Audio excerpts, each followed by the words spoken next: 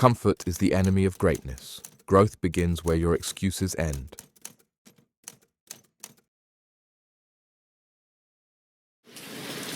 Why comfort destroys growth, break free and reclaim your life. Before we dive in, hit like and subscribe if you enjoy the books I publish here. Comment where you're listening from and the time there, it's always cool to see. Now, listen, grow, and hopefully you fall asleep. Chapter 1. The day everything changed. I was on a roll. I was an executive with a nice salary, annual bonuses and stock options, all the perks. Everything was on track. And on Monday, January 7th, 2008 at 3 o'clock in the afternoon, in a small conference room on the top floor of our building, the president of the company wanted to have a quick meeting with me, which wasn't unusual since he was my boss. But the meeting turned out to be even more brief than expected. He fired me. I'll never forget how his words just sucked the breath right out of me, and I left the conference room in a dazed state, and I went home and curled up in my bed in the fetal position for 3 hours. And while I could go on in vivid detail about how I felt, what it did to my self-esteem, my finances and so on, what I now realize is, while that event created the greatest amount of discomfort I had ever felt, it was that discomfort, the departure from my ordered life, that forever changed it for the better. You see, what makes you comfortable can ruin you, and what makes you uncomfortable is the only way to grow. Let me say that again. What makes you comfortable can ruin you, and only in a state of discomfort can you continually grow. But here's what most people don't understand about that moment when everything falls apart. In that conference room, when those words hit me like a physical blow, I wasn't just losing a job. I was losing an identity I had spent years building. I was losing the predictable rhythm that had defined my days for nearly a decade. I was losing the comfortable narrative I had constructed about who I was and where I was going. The walk to my car felt like moving through thick fog. Every step seemed to require enormous effort, as if gravity had suddenly doubled its pull on my body. I remember sitting in the parking lot for 20 minutes, staring at the building where I had spent so many hours, wondering how something so solid and permanent could simply vanish in the span of a 5-minute conversation. When I finally drove home, the familiar route felt foreign. The same streets I had traveled thousands of times looked different somehow, as if I was seeing them through someone else's eyes. The comfortable routine of my commute, something I had taken for granted for years, was now just another reminder of how quickly certainty can transform into chaos. That evening, as I lay in bed replaying the conversation over and over, I began to understand something profound about the nature of comfort and growth. The job I had lost wasn't just a source of income or professional identity. It had become a prison of predictability that was slowly suffocating my potential without me even realizing it. For years, I had followed the same patterns, made the same types of decisions, interacted with the same people in the same ways. I had created what psychologists call a comfort zone, but what I now understand was actually a stagnation zone. The very thing that felt safe and secure was actually preventing me from discovering what I was truly capable of achieving. The ancient Stoic philosophers understood this principle thousands of years ago. Marcus Aurelius wrote in his personal journal, "The universe is change. Our life is what our thoughts make it." He recognized that growth requires disruption, that comfort is often the enemy of progress, and that our greatest breakthroughs come not from avoiding difficulty, but from embracing it as a necessary catalyst for transformation. But the most powerful realization came weeks later, when I began to see the patterns that had led to my comfortable stagnation. I had been making decisions based on fear rather than possibility. I had been choosing security over growth, predictability over potential, comfort over courage. The firing wasn't just an external event that happened to me. It was the inevitable result of choices I had been making for years. Chapter 2. The Science of Stagnation. Now, I suppose if on January 8th had somebody come up and said, "Getting fired is a good thing, because now you're really going to grow," I probably would have smacked them. But pretty quickly, I became motivated to start a new journey. And after a couple years of work with my new team and a PhD friend at the University of Nebraska, we had this epiphany on how to illustrate and apply the science of discomfort and growth. We called the concept the growth rings. The growth rings represent living environments that promote or hinder growth, and that includes everything from your place of work to even a fishbowl. You see, what dictates the size of a goldfish is its environment, and while this goldfish lives in a very safe environment, it's also very limiting in most every way. And when placed in a more robust environment like, say, a small pond, this can be the result. Now, it also means he could be eaten. But this is you, the environments in which you work, live and play, they're all a proverbial fishbowl that dictates your growth. The goldfish analogy reveals something profound about human potential that most people never consider. In laboratory studies, researchers have discovered that goldfish will grow to match their environment with remarkable precision.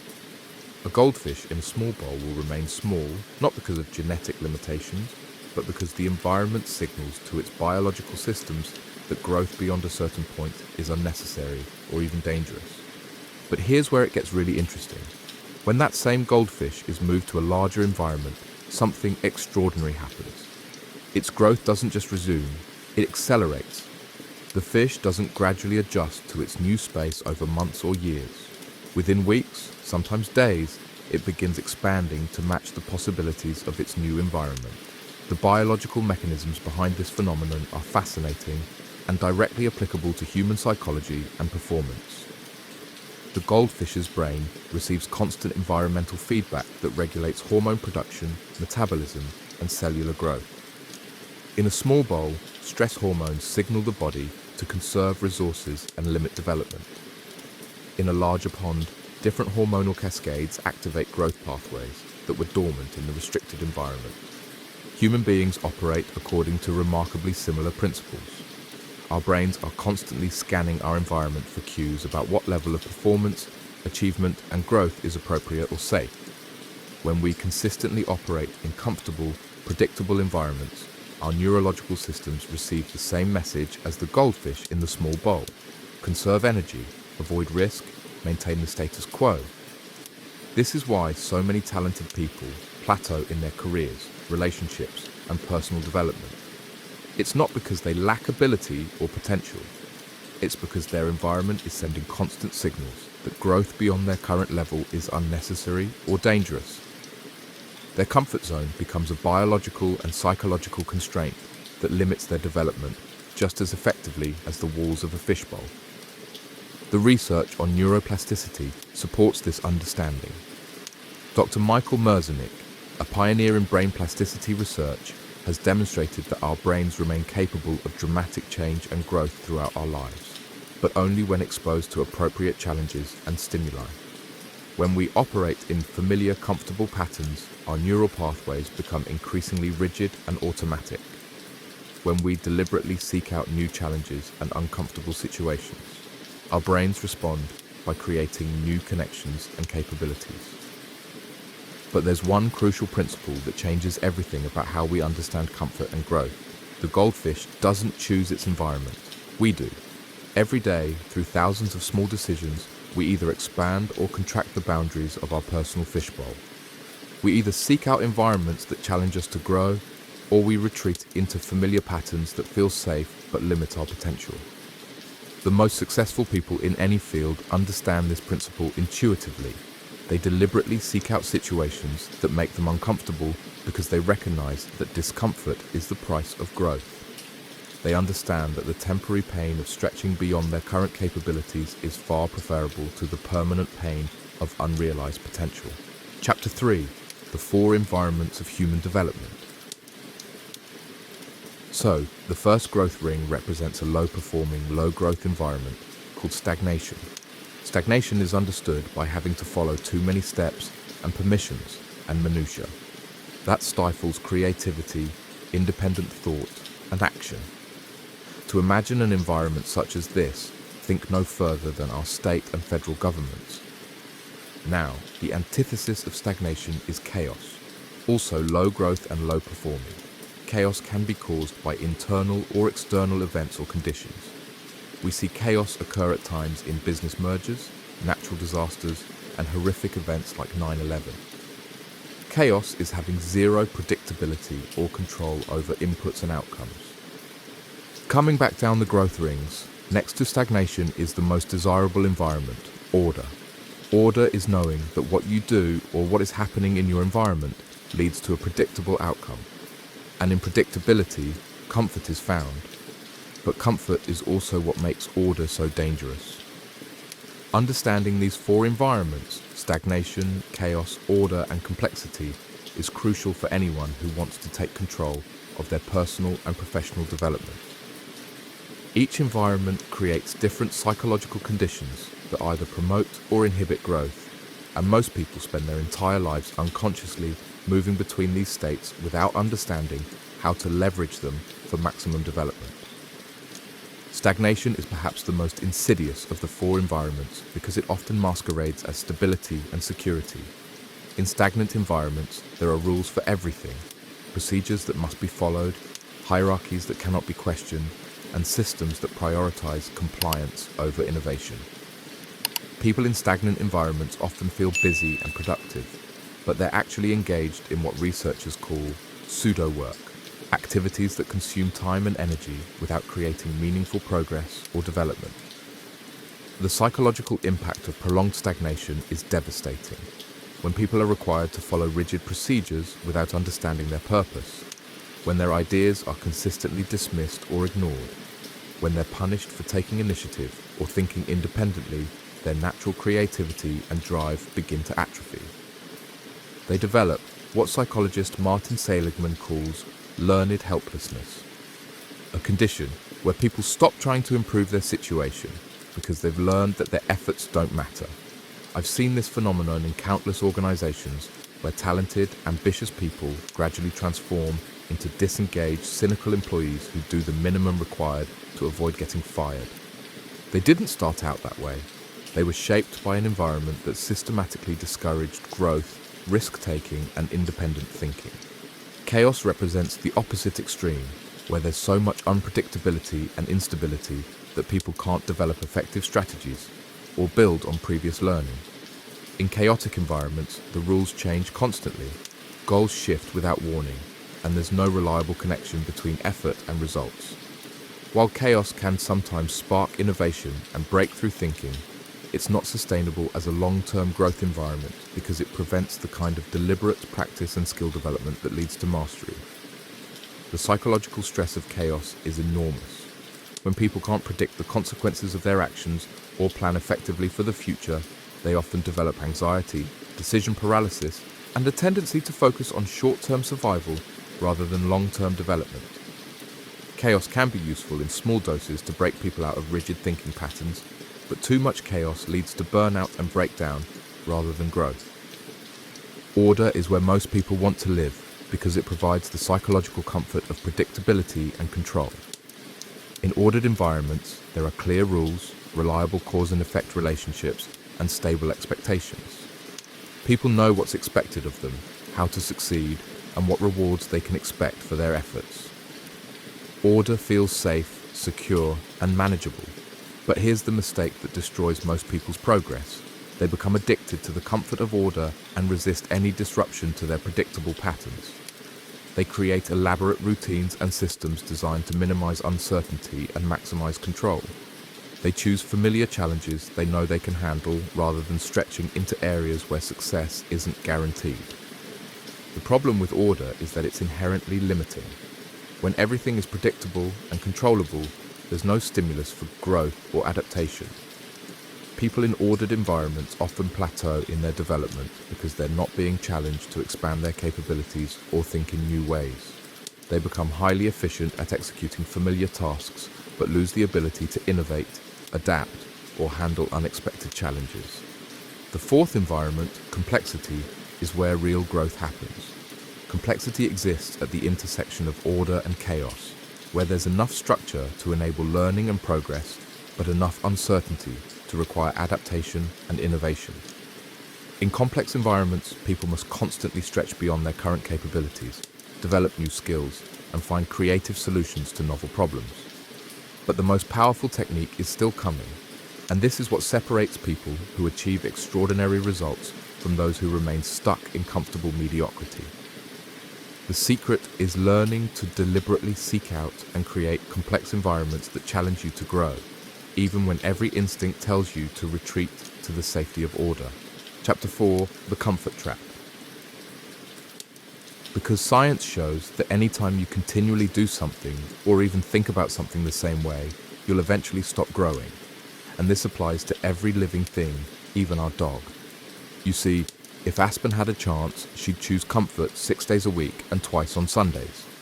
But too much growth-limiting order would have prevented her from becoming a therapy dog, and had this been allowed, think of the lives this gentle soul would not be touching today. So, before your order continues to limit the way you think and act, remember what I said earlier.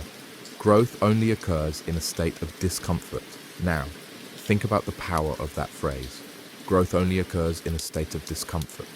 The comfort trap is one of the most powerful forces limiting human potential, and it operates at both conscious and unconscious levels. At the conscious level, we make decisions based on what feels safe, familiar, and manageable. We choose jobs that don't challenge us too much, relationships that don't require us to grow, and activities that we know we can handle successfully. These choices feel rational and responsible, but they're actually creating a prison of limitation that becomes stronger over time. At the unconscious level, our brains are constantly working to minimize energy expenditure and maximize predictability. This is an evolutionary adaptation that helped our ancestors survive in dangerous environments, but it becomes a liability in modern contexts, where growth and adaptation are more important than conservation and safety. Our unconscious mind interprets any deviation from familiar patterns as a potential threat and generates anxiety, resistance, and avoidance behaviors designed to keep us in our comfort zone. The neuroscience behind the comfort trap is fascinating and sobering. When we repeatedly engage in familiar activities and thought patterns, our brains create what researchers call default mode networks, neural pathways that become increasingly automatic and resistant to change. These pathways are incredibly efficient for executing routine tasks, but they also make it progressively more difficult to think creatively, adapt to new situations, or develop new capabilities. Dr. Rick Hanson, a neuropsychologist who studies brain change, explains that our brains have a negativity bias that makes us much more sensitive to potential threats than potential opportunities. This means that when we're faced with a choice between a familiar option and an unfamiliar one, our brains automatically generate more anxiety about the unfamiliar option, even when it might offer greater potential for growth and success. This is why so many people remain stuck in jobs they hate, relationships that don't fulfill them, and life patterns that don't reflect their true potential. It's not because they lack ambition or ability, it's because their brains are wired to prioritize short-term comfort over long-term growth, and they haven't learned how to override these automatic responses. The comfort trap becomes even more insidious when it's reinforced by social and cultural messages that equate stability with success and risk-taking with irresponsibility. We're taught from an early age to value security over adventure, predictability over possibility, and conformity over creativity. These messages become internalized beliefs that shape our decisions and limit our willingness to step outside our comfort zones. But here's what most people don't realize about comfort. It's not actually comfortable in the long term. When we consistently choose safety over growth, we gradually lose confidence in our ability to handle challenges and adapt to change. We become increasingly fragile and dependent on external circumstances for our sense of security and well-being. What starts as a strategy for avoiding discomfort eventually creates much greater discomfort in the form of regret, frustration, and unrealized potential. The research on happiness and life satisfaction consistently shows that people who regularly challenge themselves and pursue meaningful goals report higher levels of well-being than those who prioritize comfort and security. This is because human beings are wired for growth and contribution. When we're not growing, we're not just stagnating, we're actually declining in terms of our capabilities, confidence, and sense of purpose. The most successful people in any field understand this principle and have developed strategies for deliberately seeking out discomfort as a pathway to growth. They understand that temporary discomfort is the price of permanent improvement.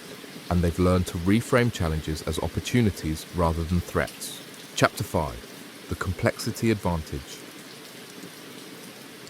When you feel discomfort hit, that means you've entered the complexity ring. Complexity is nothing more than changed order, but when your order is changed, outcomes are no longer predictable, and it's unpredictability that makes you uncomfortable. And while most times your visceral response to discomfort is not just no, but hell no, you can actually learn how empowering it is to consciously acknowledge discomfort and then, when appropriate, choose complexity over order. And I know seeking discomfort sounds odd and not many people do it, but you have to learn to embrace it because it's the only environment where sustained or exponential growth can occur. The complexity advantage is perhaps the most counterintuitive concept in personal development, yet it's the secret that separates high achievers from everyone else. While most people spend their lives trying to minimize uncertainty and maximize control, exceptional performers deliberately seek out situations that challenge their current capabilities and force them to develop new skills and perspectives. Understanding complexity requires a fundamental shift in how we think about discomfort and uncertainty. Instead of viewing these experiences as problems to be solved or avoided, we need to recognize them as signals that we're entering a zone of potential growth and development. The discomfort we feel when facing unfamiliar challenges isn't a warning to retreat. It's an indication that our brains are being forced to create new neural pathways and expand our capabilities. The psychological research on optimal performance supports this understanding. Dr. Mihaly Csikszentmihalyi's work on flow states demonstrates that peak performance occurs when people are operating at the edge of their current abilities, facing challenges that are neither too easy nor too difficult. This sweet spot of optimal challenge creates what he calls flow, a state of effortless concentration and peak performance where people feel simultaneously relaxed and intensely focused. But here's the crucial insight that most people miss. You can't access flow states from your comfort zone. Flow requires a delicate balance between challenge and skill, and this balance can only be maintained by continuously seeking out new challenges as your skills develop. The moment you stop pushing the boundaries of your capabilities, you fall out of flow and into the stagnation of routine performance. The business world provides countless examples of the complexity advantage in action. Companies that consistently outperform their competitors are those that deliberately seek out challenging markets, difficult problems, and uncertain opportunities. They understand that while these situations create short-term discomfort and unpredictability, they also create the conditions for breakthrough innovation and competitive advantage. Amazon is a perfect example of this principle. While most retailers focused on optimizing their existing business models, Amazon consistently moved into new, uncertain markets where they had no proven expertise. They went from books to general retail, from retail to cloud computing, from cloud computing to artificial intelligence and space exploration. Each move required them to develop new capabilities and navigate unfamiliar challenges. But this willingness to embrace complexity has made them one of the most valuable companies in the world. The same principle applies to individual career development. The people who advance most rapidly in their careers are those who consistently seek out assignments and opportunities that stretch their current capabilities. They volunteer for difficult projects, take on roles outside their area of expertise, and pursue challenges where success isn't guaranteed. While their colleagues focus on building expertise in familiar areas, these individuals are developing the adaptability and resilience that make them valuable in any context. But the complexity advantage extends far beyond professional success. It's equally important for personal relationships, creative pursuits, and overall life satisfaction. People who regularly challenge themselves to learn new skills, explore different perspectives, and engage with unfamiliar experiences report higher levels of happiness and fulfillment than those who stick to familiar patterns and routines. The key to leveraging the complexity advantage is learning to reframe your relationship with discomfort and uncertainty. Instead of viewing these experiences as threats to be avoided, you need to recognize them as opportunities for growth and development. This requires developing what psychologist Carol Dweck calls a growth mindset, the belief that your abilities and intelligence can be developed through effort, strategy, and learning from failure. Chapter 6. The 3 triggers of transformation. To weave high-growth complexity into the fabric of your lives, there are 3 primary ways it can be triggered. Complexity trigger number 1 is it can be forced upon you. When I got fired, I didn't have a chance to stay in order, complexity was selected for me. And when this happens, how much you grow depends on how you respond to it. Now, I could have remained angry, I could have used it as an excuse. But what I actually learned is that I suck as an employee, and I'm much better off accepting the risks of running my own company. The first trigger, forced complexity, is perhaps the most common way people experience significant growth, but it's also the most psychologically challenging because it involves a complete loss of control over your circumstances. When complexity is forced upon you through job loss, relationship breakdown, health crises, or other major life disruptions, your first instinct is often to resist the change and try to return to your previous state of order as quickly as possible. But here's what separates people who thrive after forced complexity from those who remain stuck in victim mode, their response to the disruption.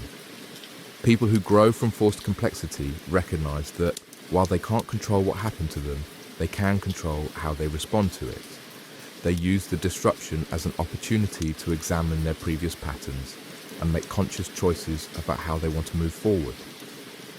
The psychological research on post-traumatic growth reveals that many people who experience significant trauma or disruption actually emerge stronger and more capable than they were before the crisis. This isn't because the trauma itself is beneficial, but because the process of adapting to major challenges can catalyze personal development that wouldn't have occurred otherwise. Dr. Richard Tedeschi and Dr. Lawrence Calhoun, who pioneered research on post-traumatic growth, identified 5 key areas where people often experience positive change after major life disruptions: increased appreciation for life, deeper relationships, greater personal strength, spiritual development, and new possibilities for their future. These changes don't happen automatically. They require conscious effort to process the experience and extract meaningful lessons from it. When I was fired, I initially experienced all the typical responses to forced complexity: shock, anger, denial, and a desperate desire to return to my previous state of security. But as the initial emotional intensity subsided, I began to recognize that the job loss was actually revealing important truths about my career path and personal values that I had been avoiding. The forced complexity of unemployment gave me the space and motivation to examine whether I was truly suited for corporate employment, or if I had been following that path simply because it felt safe and socially acceptable. The discomfort of uncertainty forced me to confront questions about my authentic interests, values, and capabilities that I had been avoiding for years. This process of forced self-examination led to insights that transformed not just my career, but my entire approach to life. I realized that I had been making decisions based on other people's expectations rather than my own authentic desires. I had been prioritizing security over fulfillment, conformity over creativity, and external validation over internal satisfaction. The key to leveraging forced complexity is learning to view disruptions as opportunities for course correction rather than disasters to be endured. This requires developing what resilience researchers call cognitive flexibility, the ability to reframe challenging situations in ways that reveal their potential benefits and learning opportunities. Chapter 7. The Power of Guided Growth. Complexity trigger number 2. Someone can help you get there. This is the role of parents, teachers, coaches, and bosses. Because left on their own, people will consciously or subconsciously select the comfort of order, and they then need to be pushed into complexity in order to continue growing. My youngest daughter spent most of her high school life training to play tennis, and her coach was pretty familiar with our work on complexity and the growth rings. So I called him up one day to check on Maddie's progress, and I was able to phrase my question like this. I said, "Hey Lee, how long has it been since Maddie's been pushed deep into complexity?" Lee's response, funny you'd ask Bill. We got there yesterday. She broke down into tears on the tennis court. The second trigger, guided complexity, represents one of the most powerful but underutilized pathways to personal growth. This involves having someone else, typically a mentor, coach, teacher, or leader, deliberately create challenging situations that push you beyond your current comfort zone. The key advantage of guided complexity is that it provides external accountability and support while you're navigating unfamiliar territory. The reason guided complexity is so effective is that it overcomes our natural tendency to avoid discomfort and seek the path of least resistance. When left to our own devices, most people will unconsciously choose activities and challenges that feel manageable and familiar. We tell ourselves we're being strategic or responsible, but we're actually limiting our growth by staying within our existing capabilities. A skilled guide or mentor can see our potential more clearly than we can see it ourselves, because they're not limited by our internal fears and self-doubts. They can recognize when we're ready for greater challenges and can create situations that stretch our capabilities in ways we wouldn't choose for ourselves. This external perspective is invaluable because it helps us distinguish between genuine limitations and self-imposed restrictions. The story about my daughter's tennis training illustrates a crucial principle about guided growth. The most effective guides understand that emotional discomfort is often a sign of developmental progress rather than a problem to be solved. When Maddie broke down in tears on the tennis court, her coach recognized this as evidence that she was being appropriately challenged rather than a signal to reduce the intensity of her training. This understanding requires a fundamental shift in how we think about emotional responses to challenge. In our culture, we often interpret tears, frustration, or anxiety as signs that something is wrong and needs to be fixed. But in the context of guided growth, these emotions are often indicators that someone is stretching beyond their current capabilities and developing new capacities. The most effective coaches, teachers, and mentors understand this principle and have learned to distinguish between productive discomfort and destructive stress. Productive discomfort occurs when someone is being challenged at an appropriate level that stretches their capabilities without overwhelming their capacity to cope. Destructive stress occurs when the challenge is so far beyond someone's current abilities that it creates anxiety and shutdown rather than growth and adaptation. The art of guided complexity lies in finding this optimal challenge point and adjusting it as someone's capabilities develop. This requires deep understanding of the individual's current skill level, learning style, and psychological makeup. It also requires the wisdom to know when to push harder and when to provide support and encouragement. But here's what most people don't understand about guided complexity. It requires a willingness to trust the process even when it feels uncomfortable or uncertain. When someone is guiding you through challenging territory, you have to resist the urge to retreat to familiar ground at the first sign of discomfort. You have to trust that the temporary pain of stretching beyond your current capabilities will lead to permanent gains in your capacity and confidence. This trust is particularly difficult to maintain when you're in the middle of a challenging experience and can't see the eventual benefits. It requires what researchers call delayed gratification, the ability to tolerate short-term discomfort in service of long-term gains. This capacity is one of the strongest predictors of success in any field because it enables people to persist through the inevitable difficulties that accompany meaningful growth. Chapter 8, The Courage to Choose Discomfort. Complexity trigger number 3, trigger it yourself. Take a journey with me back to Montgomery, Alabama in the 1950s. Imagine if you were a young girl who's black and she attends an all-black high school and she takes the city bus to get there and home, which wasn't unusual in that era. And on March 2nd, 1955, she boards a bus to come home from school and she sits near the back in the first row of seats where blacks were allowed to sit. And as the bus continues to fill with white people, there's eventually no more room in the front. And according to local law, she needed to move further back to create room for white people to sit. You see, Montgomery had an order in place that, when followed, led to a very predictable outcome: repression of people with little conflict. But 15-year-old Claudette Colvin had just spent the last month in high school studying black history, and she was understandably fed up with the historic and existing atrocities. And so, on this day, she decided she didn't like Montgomery's order. And by refusing to give up her seat, she sent a community, our laws, and our entire country into complexity. The third trigger, self-initiated complexity, represents the highest form of personal development because it requires the courage to deliberately choose discomfort when you could easily remain in your comfort zone. This is the path of conscious growth, where you take full responsibility for your development and actively seek out challenges that will stretch your capabilities and expand your potential. Claudette Colvin's decision to refuse to give up her seat on that Montgomery bus represents one of the most powerful examples of self-initiated complexity in modern history. At 15 years old, she made a conscious choice to disrupt an established order that was comfortable for some and oppressive for others. She understood that maintaining the status quo meant accepting a diminished version of herself and her community's potential. What makes Claudette's story so remarkable is that she had every reason to choose comfort and safety. She was young, vulnerable, and facing a system that had enormous power to punish those who challenged it.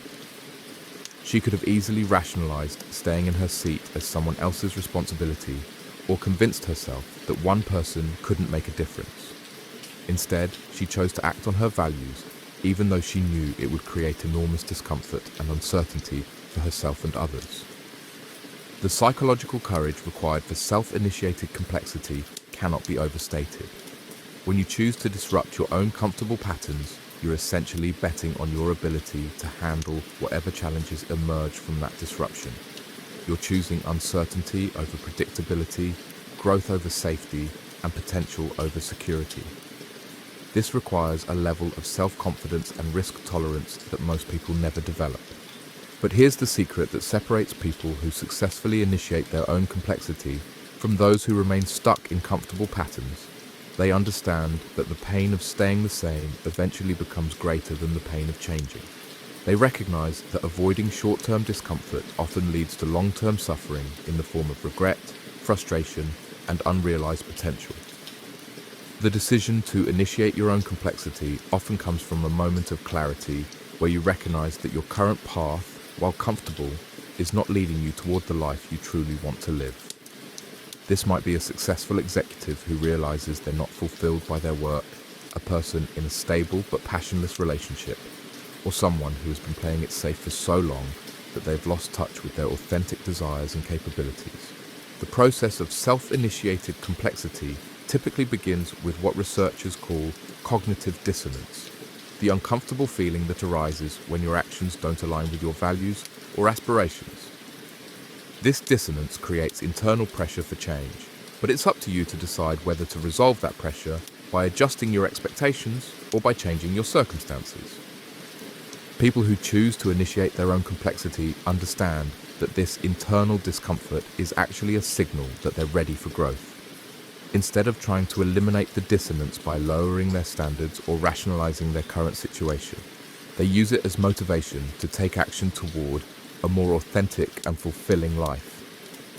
The key to successful self-initiated complexity is learning to start small and build momentum gradually. You don't have to make dramatic, life-altering changes all at once. You can begin by introducing small disruptions to your routine, taking on new challenges at work, learning new skills, or engaging with different types of people. These smaller acts of complexity help you build confidence and develop the psychological muscles needed for larger transformations. Chapter 9. The Wilderness Beyond Order. Dr. Serene Jones, in a recent book, summarizes this concept very eloquently. She said, "The constant facade of order hides the wilderness that is craving to seep out and teach us that life wasn't created to be what we think it is. Beyond words, we must experience the wilderness to be taught what cannot be otherwise known." So, it's not the discomfort of losing a job, it's not having a child break down on the tennis court, but it's order you should fear the most because it is a threat.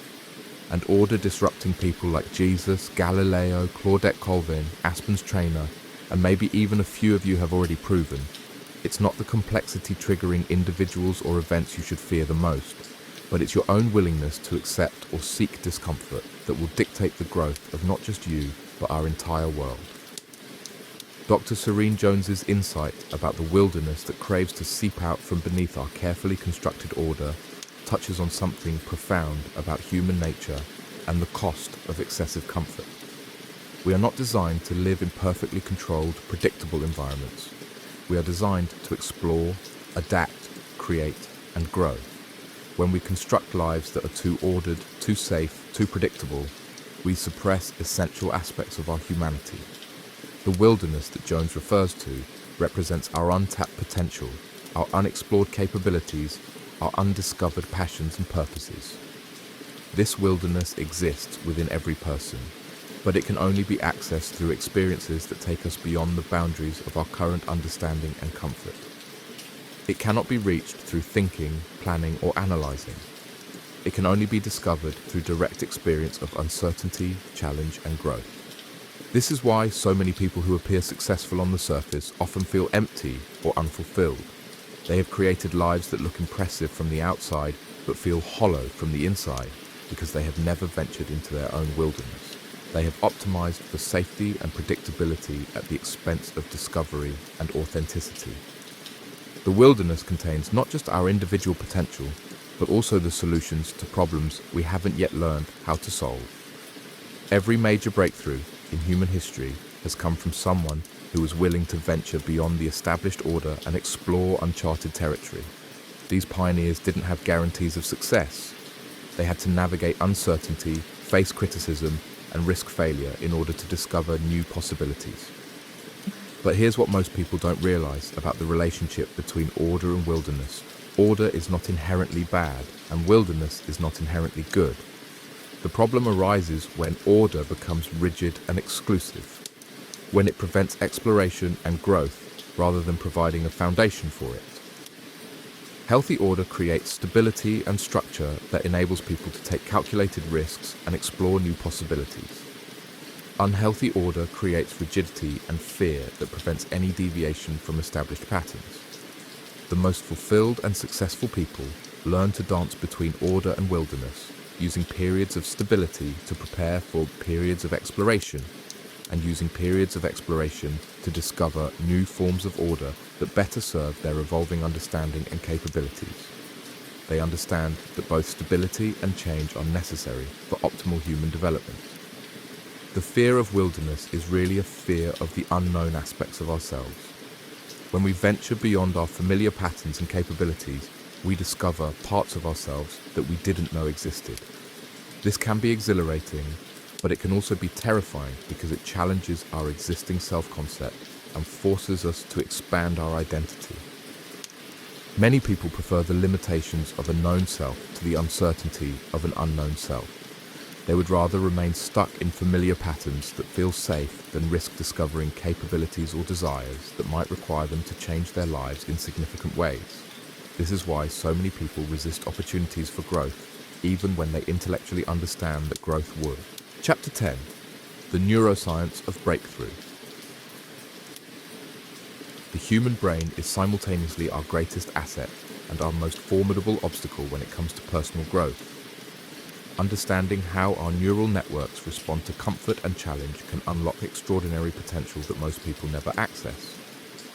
Recent advances in neuroscience have revealed that our brains are far more adaptable than we previously believed. But this adaptability comes with a catch. It requires us to deliberately seek out experiences that feel uncomfortable and uncertain. Dr. Norman Doidge's groundbreaking research on neuroplasticity has shown that our brains continue to reorganize and create new neural pathways throughout our entire lives. This process, called neurogenesis, doesn't happen automatically. It requires specific conditions that most people actively avoid: novelty, challenge, and sustained effort in the face of difficulty. When we engage in familiar activities and thought patterns, our brains operate through what neuroscientists call default mode networks. These are well-established neural highways that allow us to perform routine tasks with minimal energy expenditure.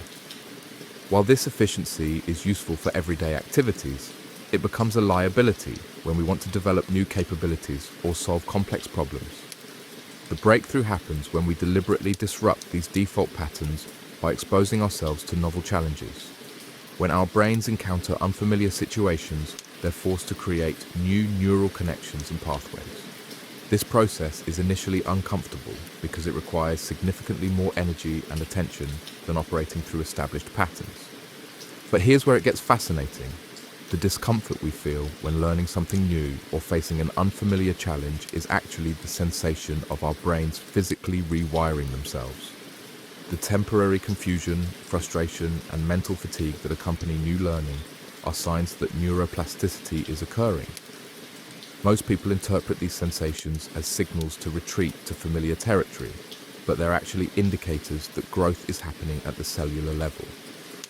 Research conducted at Stanford University has demonstrated that people who understand this neurological process are more likely to persist through challenging learning experiences.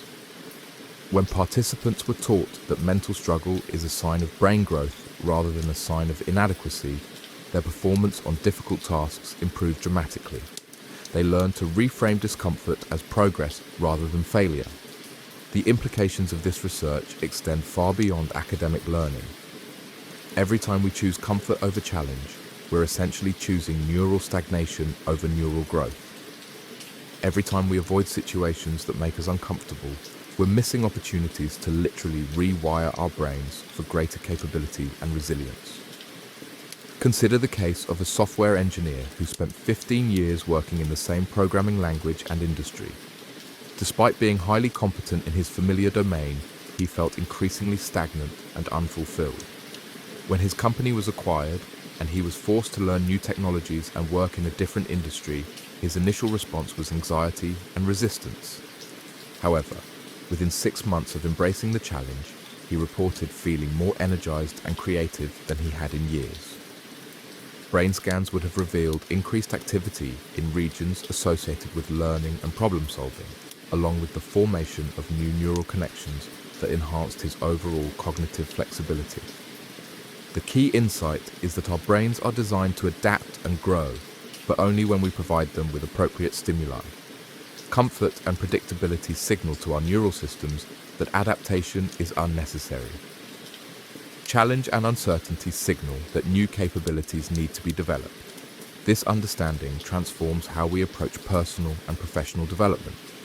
Instead of viewing difficulty as an obstacle to overcome, we can recognize it as the mechanism through which our brains upgrade their capabilities. The temporary discomfort of learning becomes the price we pay for permanent enhancement of our mental capacity.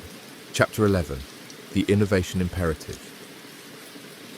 In today's rapidly changing world, the ability to innovate and adapt has become more than just a competitive advantage.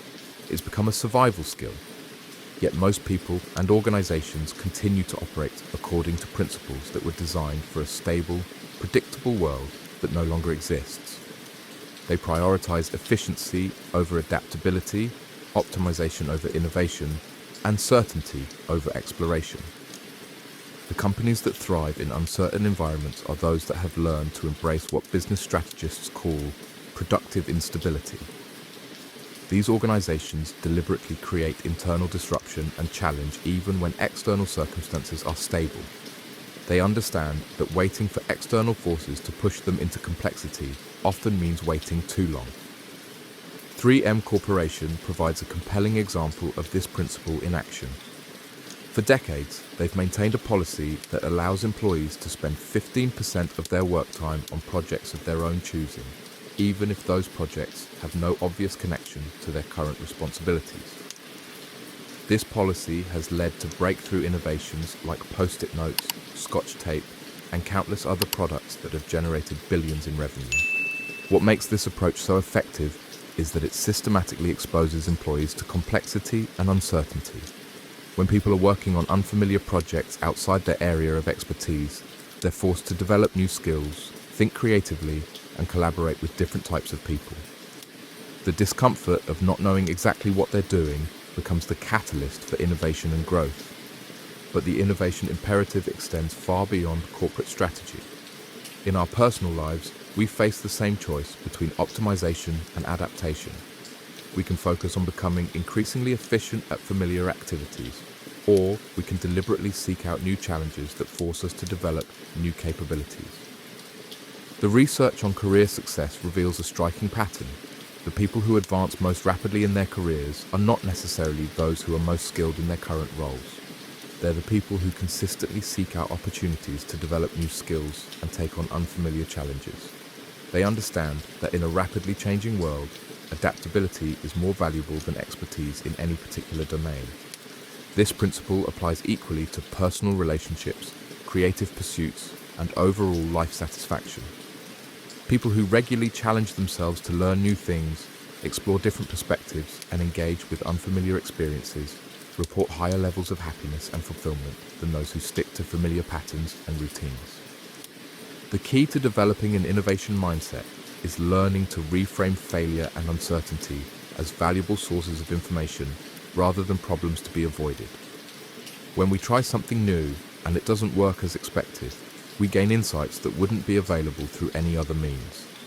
These insights become the foundation for future innovations and breakthroughs.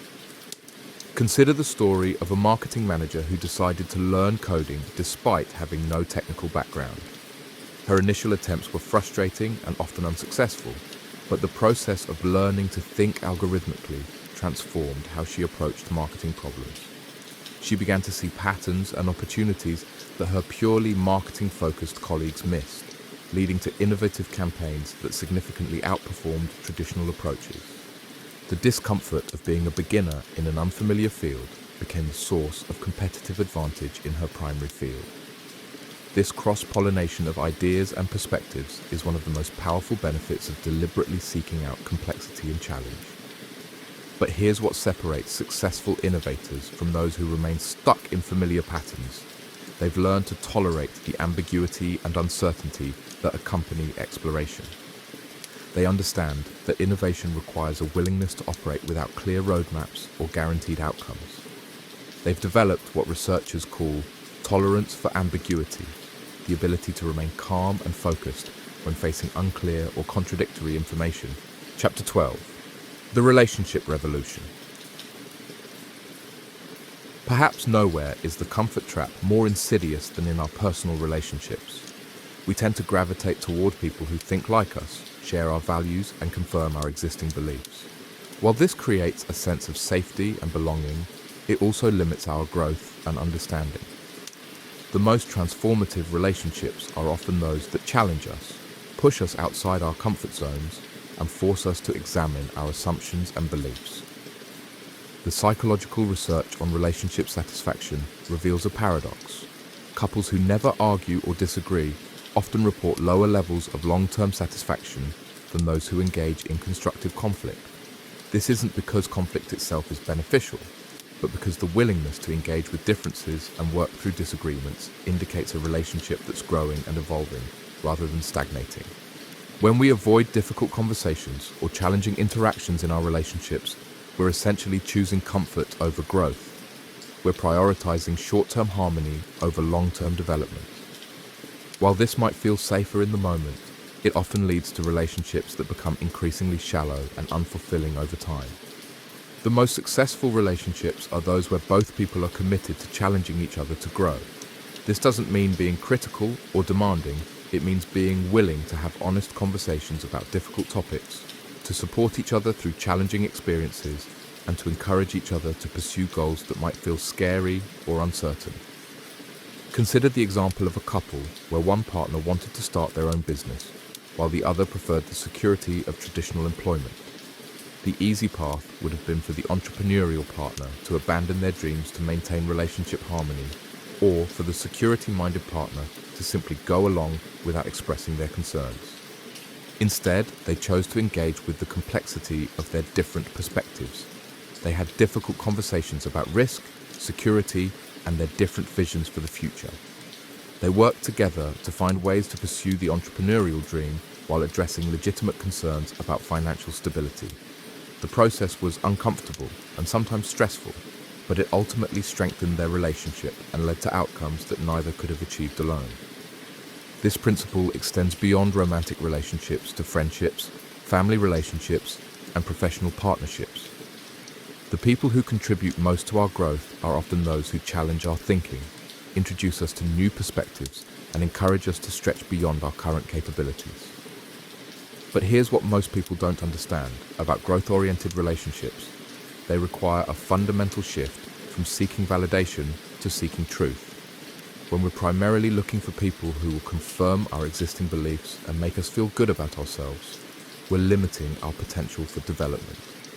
When we're willing to engage with people who might challenge our assumptions and push us to think differently, we create opportunities for profound growth and transformation. The key to building relationships that promote growth is learning to distinguish between destructive criticism and constructive challenge. Destructive criticism attacks the person and offers no path forward.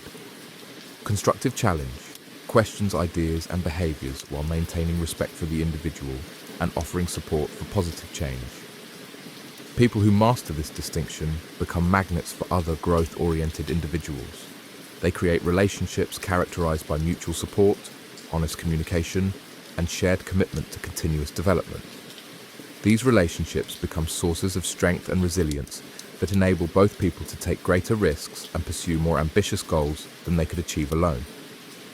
The relationship revolution begins when we stop seeking comfort and start seeking growth in our connections with others. It requires courage to be vulnerable, wisdom to give and receive feedback gracefully, and commitment to supporting each other through the inevitable challenges that accompany meaningful development. Chapter 13: The Creative Catalyst. Creativity is not a talent that some people have and others lack. It's a capacity that exists within every human being, but it can only be accessed through experiences that take us beyond our familiar patterns of thinking and perceiving. The most creative individuals are not necessarily the most naturally gifted. They're the ones who have learned to deliberately seek out experiences that disrupt their mental models and force them to see the world from new perspectives. The neuroscience of creativity reveals that breakthrough insights occur when different regions of the brain that don't normally communicate begin to form new connections.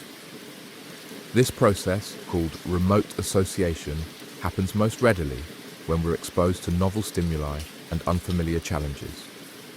When we operate within our comfort zones, our brains rely on established neural pathways that limit our ability to make unexpected connections and generate original ideas.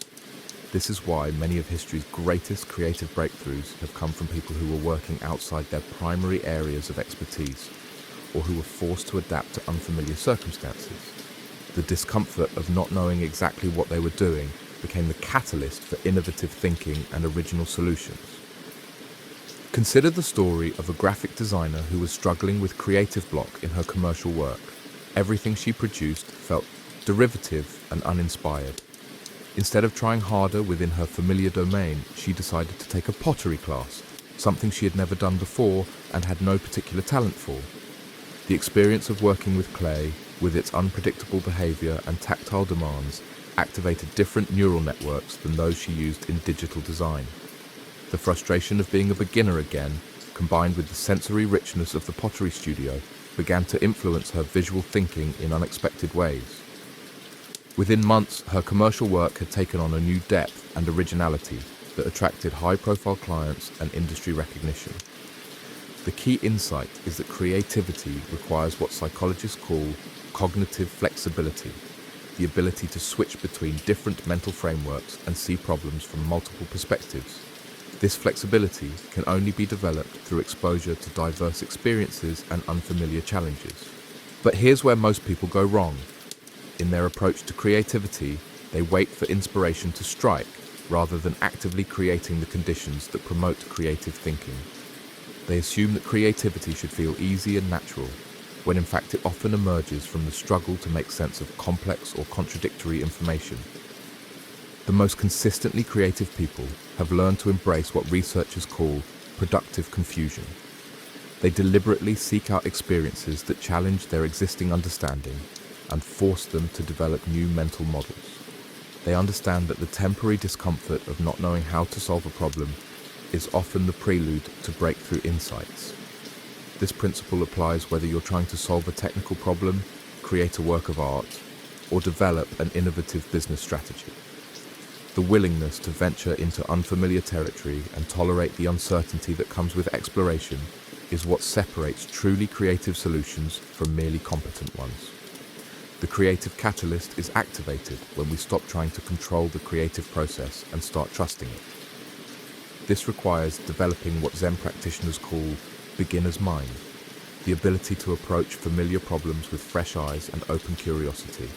It means being willing to look foolish, to ask naive questions, and to explore ideas that might not work. Many organizations and individuals sabotage their creative potential by creating environments that prioritize certainty and efficiency over exploration and experimentation. They want the benefits of innovation without the discomfort of not knowing where the process will lead, but creativity cannot be managed or controlled in the traditional sense. It can only be cultivated through practices that promote openness, curiosity, and willingness to engage with the unknown. Chapter 14. The Leadership Paradox. Traditional leadership models are built on the assumption that leaders should project confidence, have all the answers, and minimize uncertainty for their teams. While these qualities can be valuable in stable, predictable environments, they become liabilities in complex, rapidly changing contexts, where adaptation and innovation are more important than efficiency and control. The most effective leaders in uncertain environments are those who have learned to embrace what researchers call adaptive leadership. These leaders understand that their primary role is not to provide answers, but to help their teams navigate complexity and develop the capabilities needed to thrive in uncertain conditions. This requires a fundamental shift from the traditional command and control model to what might be called a complexity and growth model. Instead of trying to eliminate uncertainty and discomfort for their teams, adaptive leaders deliberately create challenging experiences that promote learning and development. Consider the approach of a technology CEO who was leading her company through a major industry disruption. Instead of trying to shield her team from the uncertainty and stress of the situation, she was transparent about the challenges they faced and actively involved them in developing solutions. She created cross-functional teams to explore new market opportunities, encouraged experimentation and risk-taking, and celebrated intelligent failures as learning opportunities. The result was an organization that not only survived the disruption, but emerged stronger and more innovative than before. The team members developed new skills, increased confidence in their ability to handle uncertainty, and became more adaptable and resilient. The temporary discomfort of navigating unfamiliar territory became the foundation for long-term competitive advantage. But here's the leadership paradox. The leaders who are most effective at helping others grow are often those who are most comfortable with their own discomfort and uncertainty. They've learned to model the behaviors they want to see in their teams, including the willingness to admit when they don't know something, to ask for help, and to learn from mistakes. This vulnerability-based leadership style requires enormous courage because it goes against many of our cultural expectations about what leaders should be like. We're conditioned to expect leaders to be confident, decisive, and in control. Leaders who admit uncertainty or ask for help are often perceived as weak or incompetent.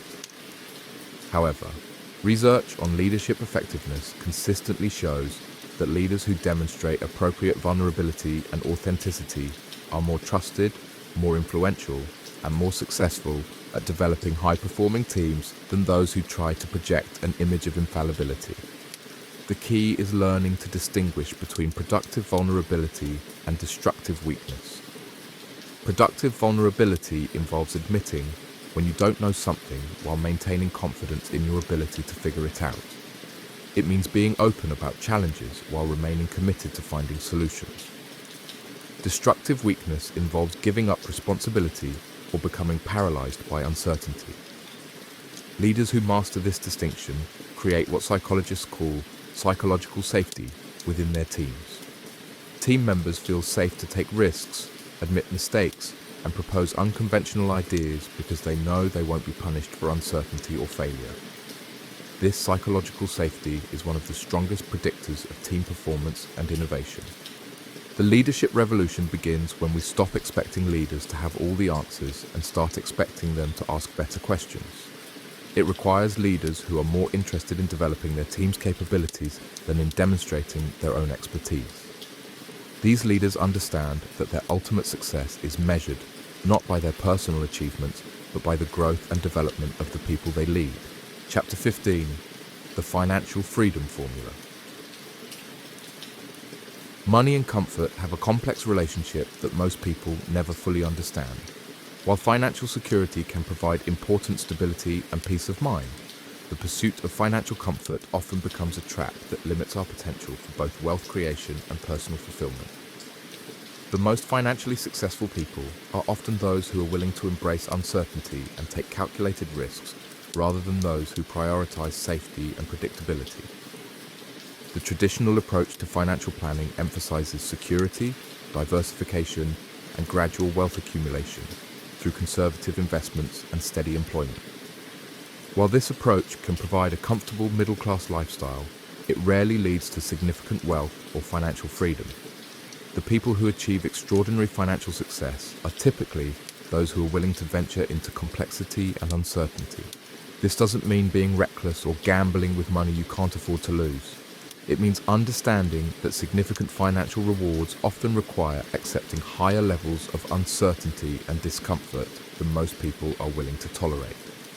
It means being willing to invest time and energy in developing new skills, exploring new opportunities, and building businesses or careers that don't come with guaranteed outcomes. Consider the story of the accountant who spent 15 years building a successful practice serving small businesses. While her income was comfortable and predictable, she felt increasingly constrained by the limitations of trading time for money. Instead of continuing to optimize her existing business model, she decided to develop an online course teaching other accountants how to build their own practices. The process was uncomfortable and uncertain. She had to learn new skills in marketing, technology, and course creation. She had to invest significant time and money with no guarantee of success. She had to overcome the fear of putting herself out there and potentially failing publicly.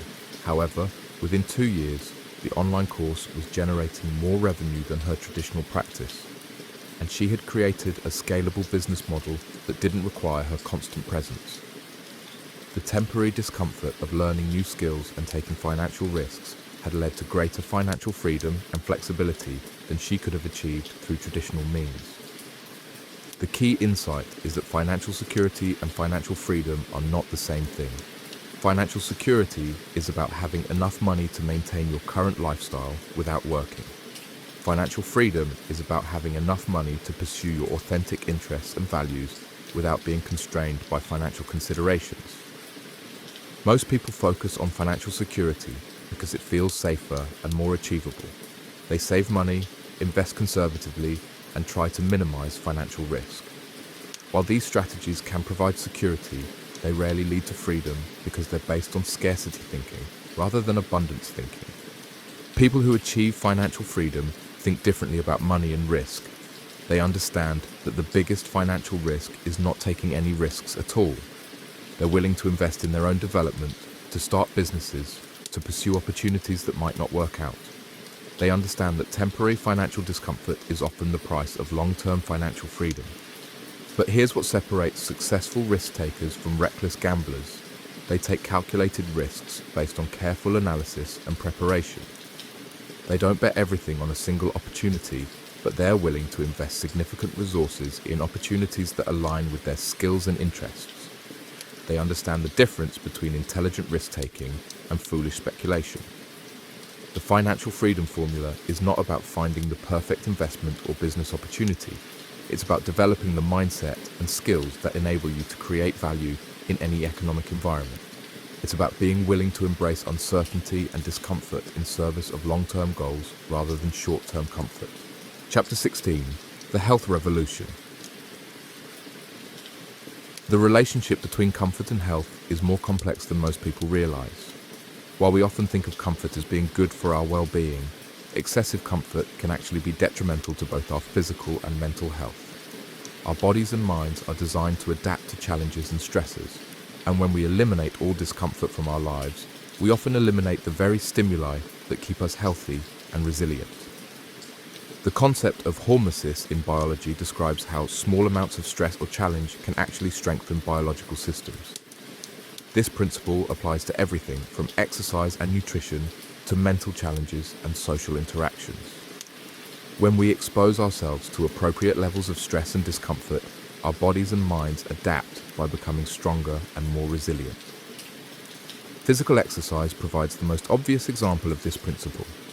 When we challenge our muscles, cardiovascular system, and nervous system through physical activity, we create temporary stress and discomfort. However, this stress triggers adaptive responses that make us stronger, more energetic, and more resistant to disease.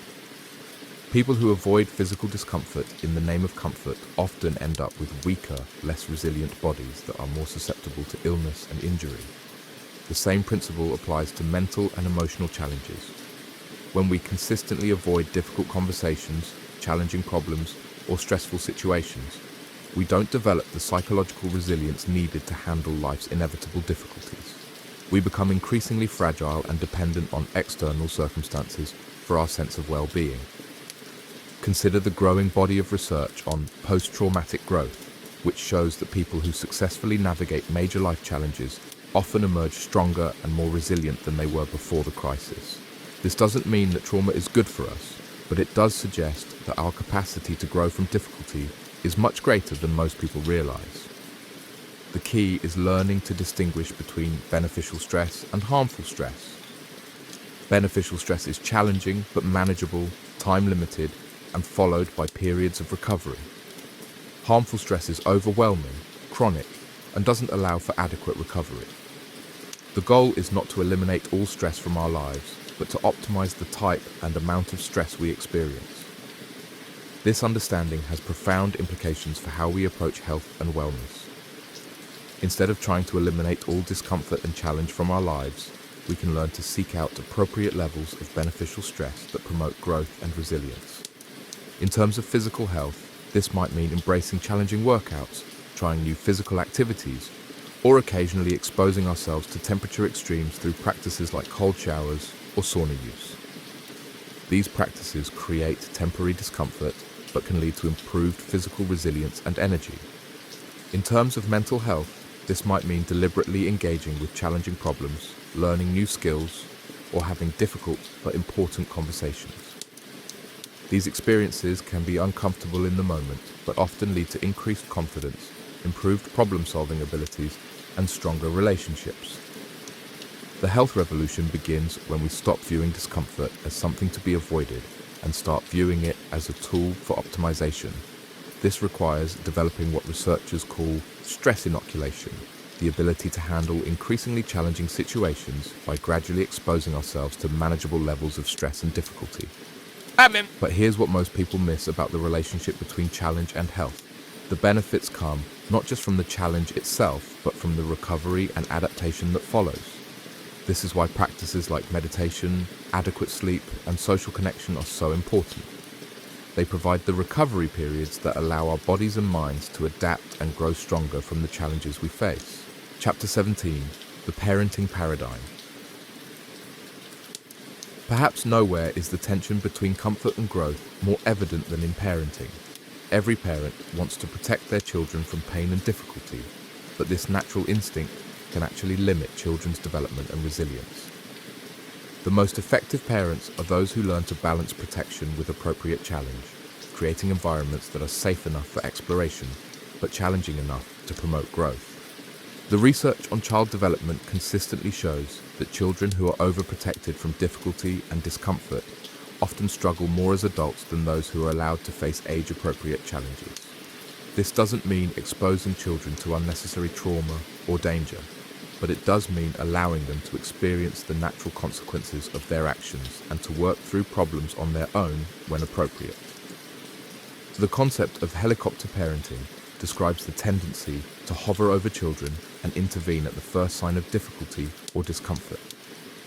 While this approach is motivated by love and concern, it often prevents children from developing the problem-solving skills, resilience, and confidence they need to navigate life's challenges independently. Consider the difference between two approaches to a child struggling with a difficult homework assignment. The helicopter parent might immediately step in to help, explaining the concepts and essentially doing the work for the child. The growth-oriented parent might offer support and encouragement, but allow the child to struggle with the problem, providing guidance only when the child is truly stuck. The first approach eliminates immediate discomfort but prevents the child from developing persistence, problem-solving skills, and confidence in their ability to handle challenges. The second approach allows for temporary frustration but builds long-term capabilities and resilience.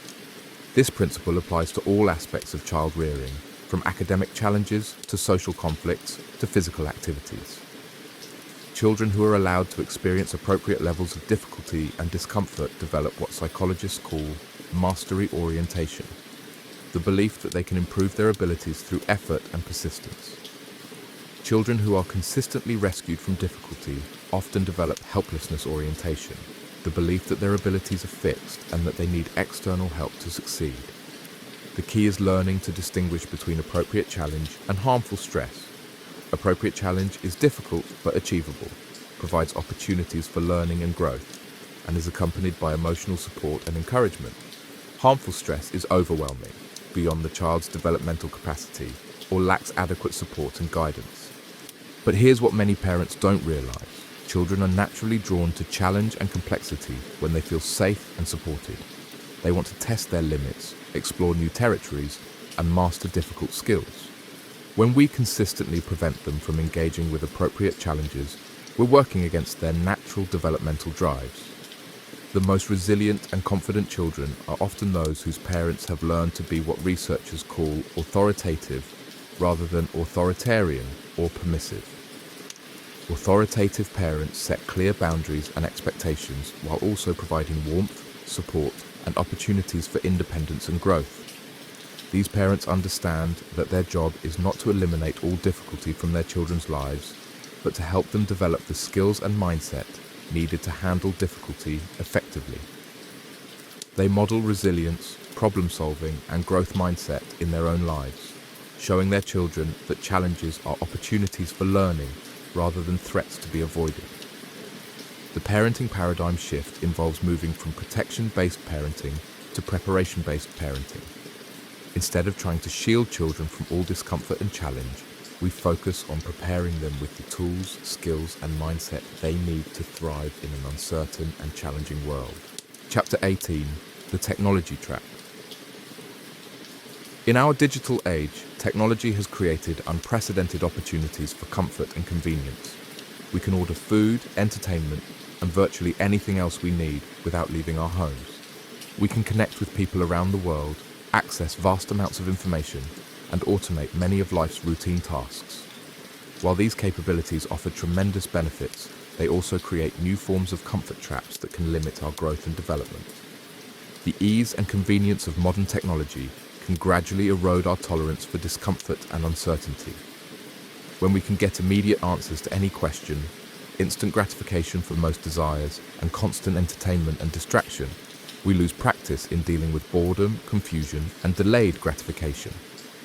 These experiences, while uncomfortable, are actually important for developing patience, creativity, and resilience. Consider how GPS navigation has changed our relationship with getting lost. While GPS is undoubtedly useful for efficiency and safety, it has also eliminated the experience of navigating uncertainty, problem-solving under pressure, and developing spatial awareness.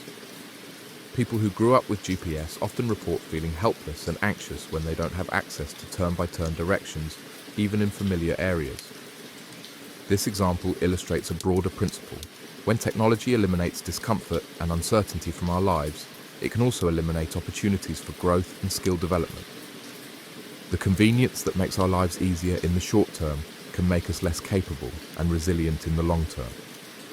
The most concerning aspect of the technology trap is how it can create what researchers call continuous partial attention.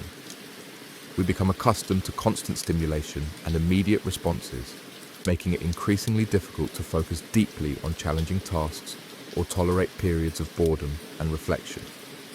This fragmented attention style is antithetical to the kind of sustained focus required for meaningful learning and creative work. Social media platforms are particularly problematic because they're designed to provide intermittent reinforcement through likes, comments, and shares. This creates a psychological dependency on external validation that can undermine our ability to pursue long-term goals that don't provide immediate feedback or recognition. But here's what's most insidious about the technology trap. It often feels like we're being productive and connected when we're actually avoiding the kind of deep work and meaningful relationships that promote real growth. We can spend hours consuming information, engaging in online discussions, and managing digital communications while avoiding the more challenging work of developing new skills, building deep relationships, or pursuing meaningful goals. The solution is not to reject technology entirely, but to use it more intentionally and strategically. This means creating boundaries around technology use, deliberately seeking out experiences that require sustained attention and effort, and using technology to enhance rather than replace human capabilities.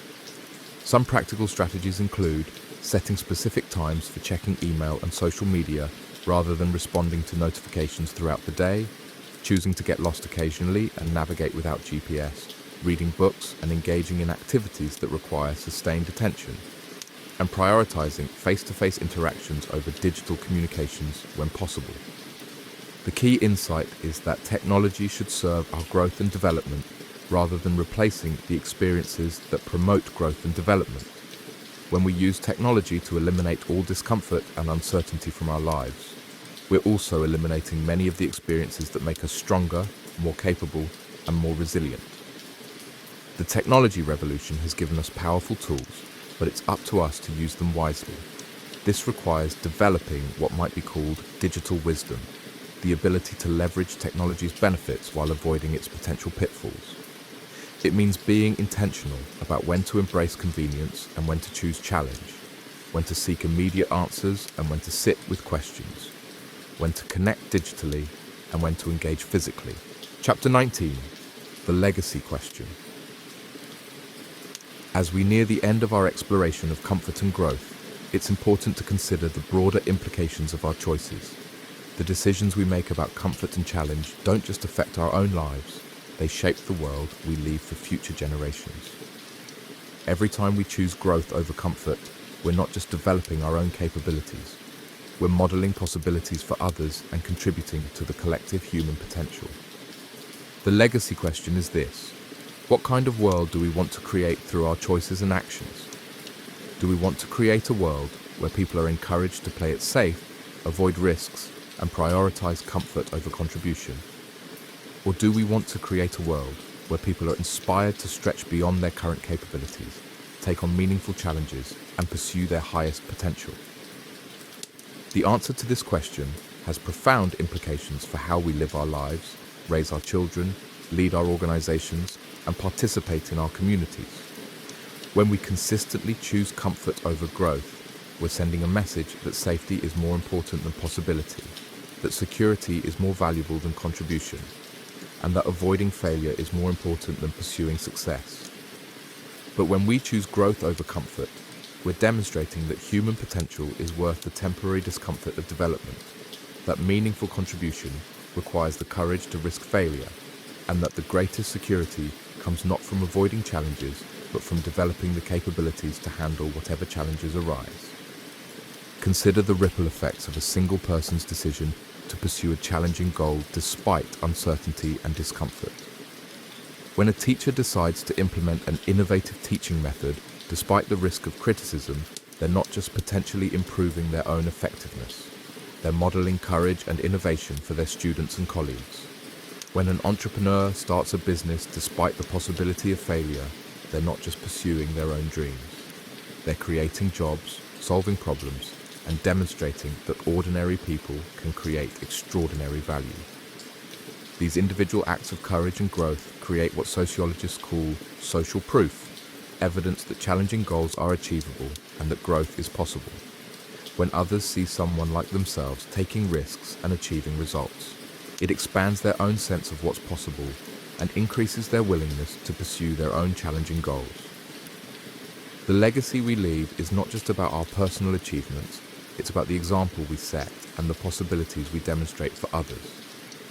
Every time we choose to step outside our comfort zone, we're giving others permission to do the same. Every time we persist through difficulty and uncertainty, we're showing others that such persistence is possible and worthwhile. But here's what makes the legacy question so powerful.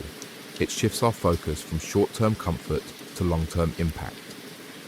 When we're primarily concerned with our own immediate comfort and security, it's easy to rationalize avoiding challenges and playing it safe. But when we consider the broader impact of our choices on our families, communities, and society, the calculus changes dramatically. The most fulfilled people are often those who have found ways to align their personal growth with the meaningful contribution to others. They understand that the discomfort of stretching beyond their current capabilities is not just an investment in their own development. It's an investment in their ability to serve others and make a positive impact in the world. This perspective transforms the entire experience of pursuing challenging goals.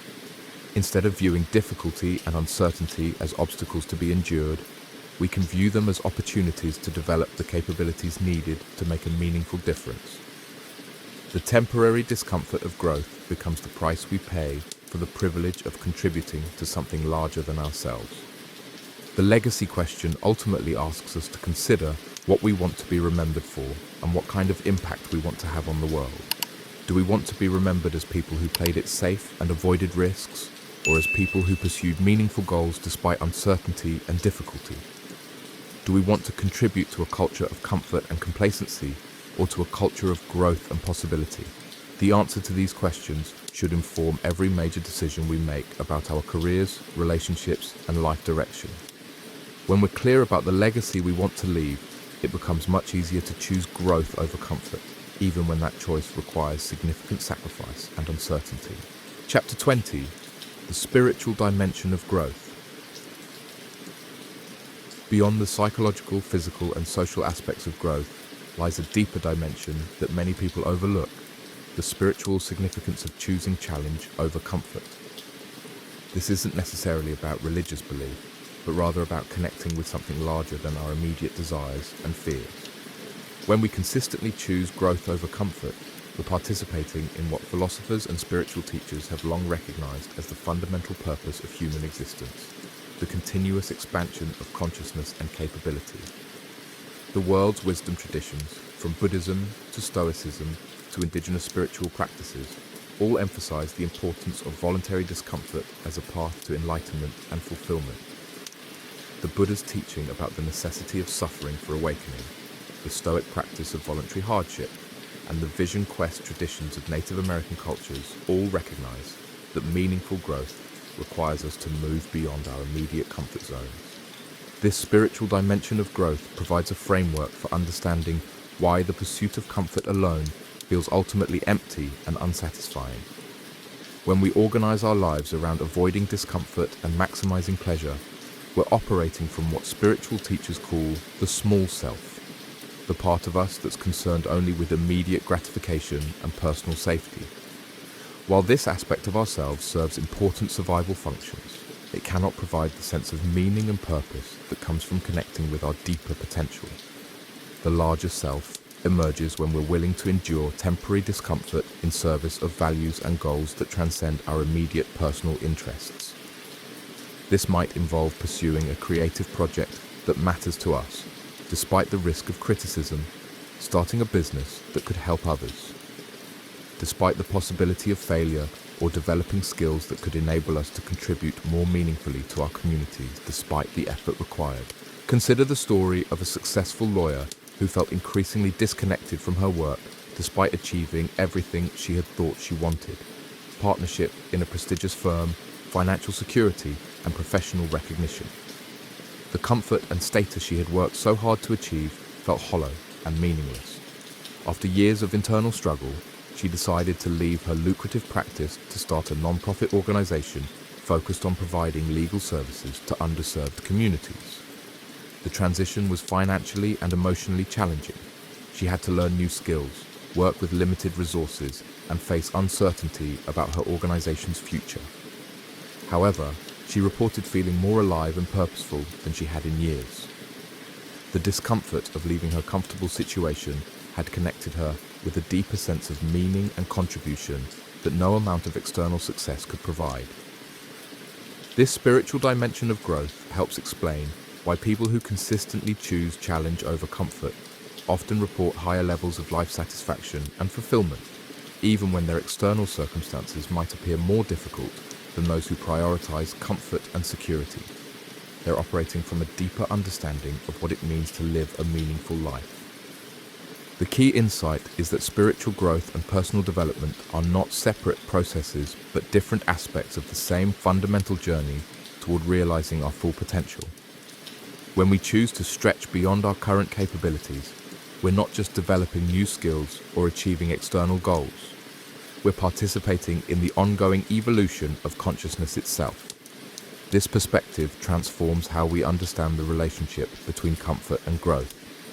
The discomfort we experience when facing challenges is not just an obstacle to overcome, but a signal that we're moving in the direction of greater aliveness and authenticity. The temporary pain of growth becomes a form of spiritual practice, a way of aligning ourselves with the deeper currents of life and evolution. But here's what makes this spiritual dimension so practical. It provides a source of motivation and resilience that transcends external circumstances. When we understand our growth efforts as part of a larger spiritual journey, we're less likely to be derailed by temporary setbacks or discouraged by slow progress. We develop what spiritual teachers call surrender, the ability to remain committed to our path regardless of immediate outcomes. Chapter 21, The Collective Evolution. Individual growth and societal progress are intimately connected in ways that most people don't fully appreciate. Every time someone chooses to step outside their comfort zone and develop new capabilities, they're not just improving their own life. They're contributing to the collective evolution of human potential. The challenges facing our world today, from climate change to social inequality to technological disruption, require unprecedented levels of innovation, collaboration, and adaptability. These capabilities can only emerge from individuals who are willing to embrace complexity and uncertainty. The history of human progress is essentially a story of individuals and groups choosing growth over comfort in the face of significant challenges. Every major advancement in science, technology, art, and social organization has come from people who were willing to venture into unknown territory and persist through difficulty and uncertainty. The Renaissance, the Scientific Revolution, the Industrial Revolution, and the Digital Revolution all emerged from communities of people who chose exploration over safety. But here's what's particularly relevant for our current moment. The pace of change in our world is accelerating, which means that the ability to adapt and grow has become more important than ever before. The skills and knowledge that were sufficient for success in previous generations may not be adequate for the challenges we face today. This creates both an opportunity and an obligation for each of us to develop our capabilities beyond what feels comfortable or familiar. Consider the environmental challenges facing our planet. Addressing climate change requires not just technological innovation, but fundamental changes in how we live, work, and relate to the natural world.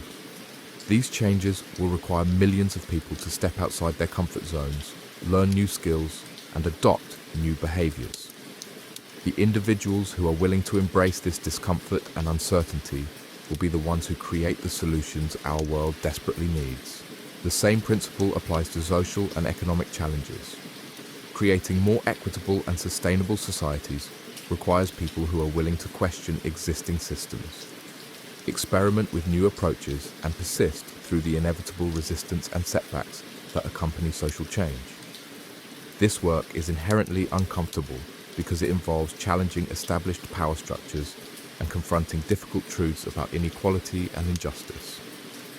The collective evolution perspective helps us understand that our individual growth efforts are not just personal development projects, but contributions to the larger human project of creating a better world. When we develop our capabilities, expand our understanding, and increase our resilience, we're building the human capital needed to address collective challenges. This understanding can provide powerful motivation for choosing growth over comfort, especially during times when the personal benefits of development might not be immediately apparent. When we're struggling to learn a new skill, adapt to a changing situation, or persist through a difficult challenge, we can remember that our efforts are part of a larger evolutionary process that extends far beyond our individual lives. But the collective evolution perspective also carries responsibility. If we have the privilege and opportunity to grow and develop, we have an obligation to use our capabilities in service of something larger than our personal interests. This doesn't necessarily mean sacrificing our own well-being, but it does mean considering how our growth and development can contribute to the common good. The most fulfilled people are often those who have found ways to align their personal development with meaningful contribution to collective challenges. They understand that individual growth and social impact are not competing priorities, but complementary aspects of a life well lived. They've learned to see their own discomfort and uncertainty as investments in their ability to serve others and contribute to positive change. This perspective transforms the entire experience of personal development. Instead of viewing growth as a self-improvement project, we can understand it as a form of service, a way of preparing ourselves to meet the challenges and opportunities that our world presents. The temporary discomfort of stretching beyond our current capabilities becomes the price we pay for the privilege of participating in the ongoing evolution of human consciousness and capability. Chapter 22: The Integration Challenge. One of the most significant obstacles to sustained growth is the challenge of integrating new capabilities and insights into our existing lives and identities.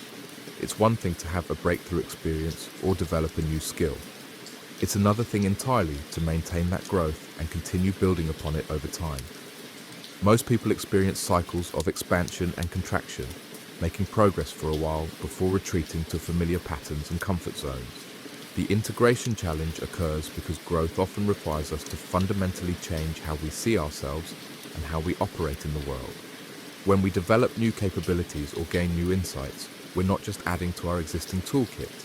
We're often challenging core beliefs and assumptions about who we are and what we're capable of. This process can be disorienting and uncomfortable, leading many people to unconsciously sabotage their own progress. Consider the experience of someone who has successfully lost a significant amount of weight through disciplined diet and exercise. The physical transformation is obvious, but the psychological and social changes can be even more profound. They may find that their relationships change as others respond differently to their new appearance and energy. They may discover new interests and capabilities that were previously hidden. They may need to develop a new identity that incorporates their enhanced self-discipline and confidence. Without conscious attention to integration, many people in this situation find themselves gradually returning to old patterns, not because they lack willpower, but because the new version of themselves feels unfamiliar and uncomfortable. The growth they've achieved conflicts with their existing self-concept and social relationships, creating internal tension that's often resolved by retreating to familiar territory. The key to successful integration is learning to embrace what psychologists call identity flexibility, the ability to update our self-concept as we grow and change. This requires developing comfort with the temporary disorientation that comes with personal transformation. It means being willing to let go of outdated versions of ourselves to make room for who we're becoming. But integration is not just an individual challenge, it's also a social one. The people around us often have investments in keeping us the same because our changes can threaten their own comfort zones and self-concepts. Family members, friends, and colleagues may unconsciously resist our growth because it challenges their assumptions about relationships and capabilities. Successful integration often requires what researchers call social identity negotiation, the process of helping others understand and accept our changes while maintaining important relationships. This might involve having honest conversations about how our growth affects our relationships, setting new boundaries around behavior and expectations, and sometimes making difficult decisions about which relationships support our continued development. The most successful people learn to view integration as an ongoing process rather than a one-time event. They understand that each new level of growth brings new integration challenges and opportunities. They develop practices and support systems that help them maintain their gains while continuing to expand their capabilities.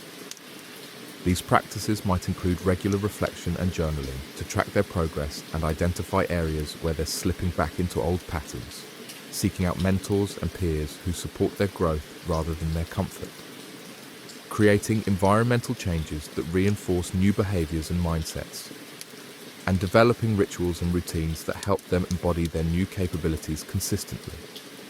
But here's what separates people who achieve lasting transformation from those who experience temporary change.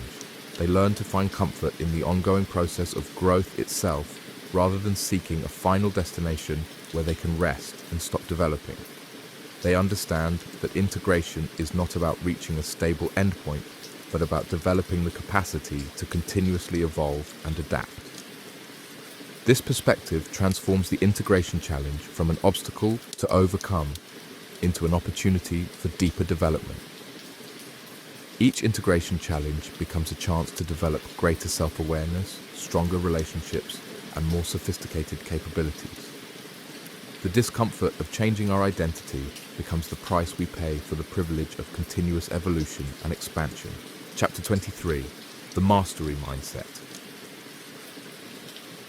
True mastery in any domain requires a fundamental shift in how we relate to learning and development.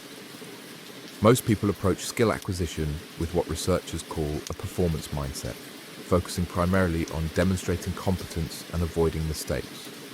While this mindset can be useful for executing familiar tasks, it becomes a liability when we're trying to develop new capabilities or reach higher levels of performance.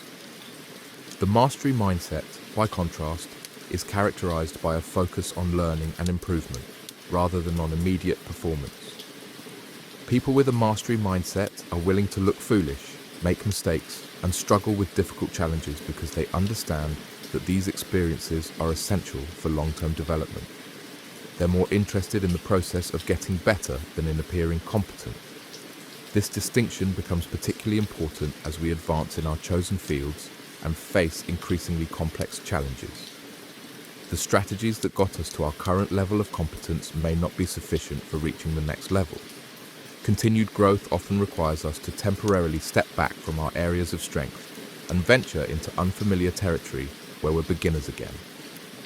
Consider the experience of a successful sales manager who was promoted to a regional director position. In her previous role, she had mastered the skills of individual selling and team management. However, her new position required strategic thinking, cross-functional collaboration, and organizational leadership capabilities that she had never developed. She could have tried to rely on her existing strengths and avoid exposing her weaknesses, but this would have limited her effectiveness and growth potential. Instead, she chose to embrace the discomfort of being a beginner in new areas. She sought out mentors who could teach her strategic thinking, enrolled in leadership development programs, and volunteered for projects that would stretch her capabilities.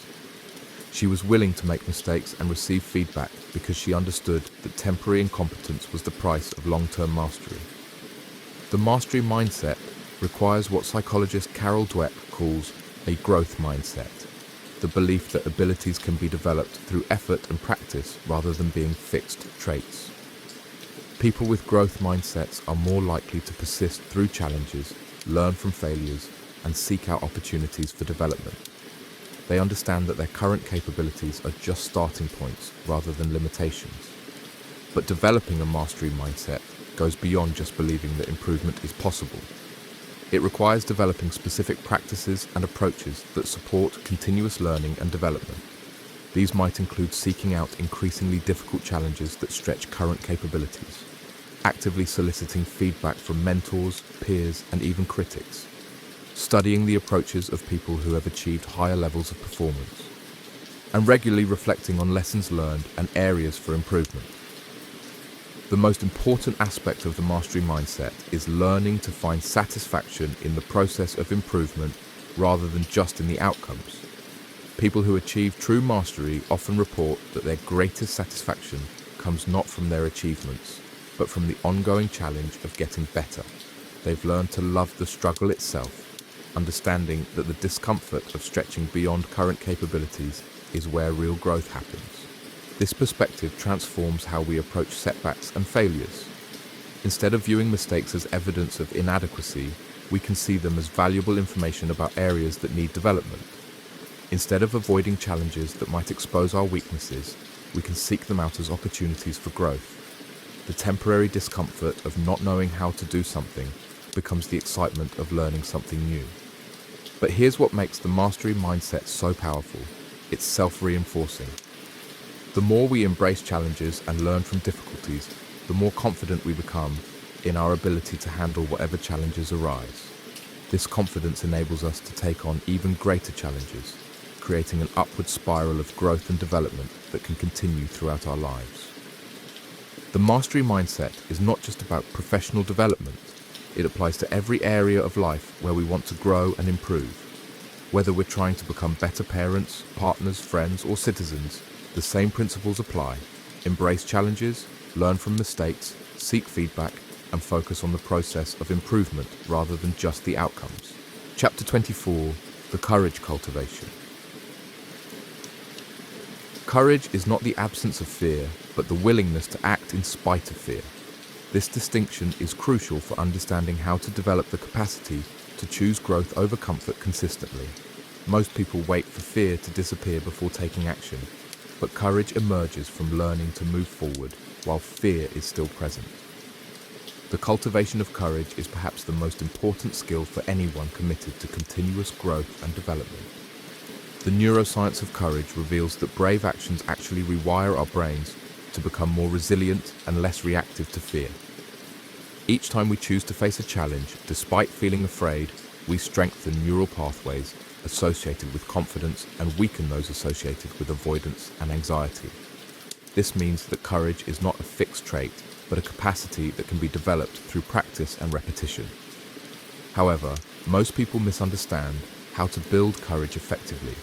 They assume that courage requires taking dramatic risks or making major life changes all at once. While such bold actions can certainly demonstrate courage, they're not the most effective way to develop it. True courage cultivation happens through consistent small acts of bravery that gradually expand our comfort zones and build our confidence in our ability to handle uncertainty and discomfort.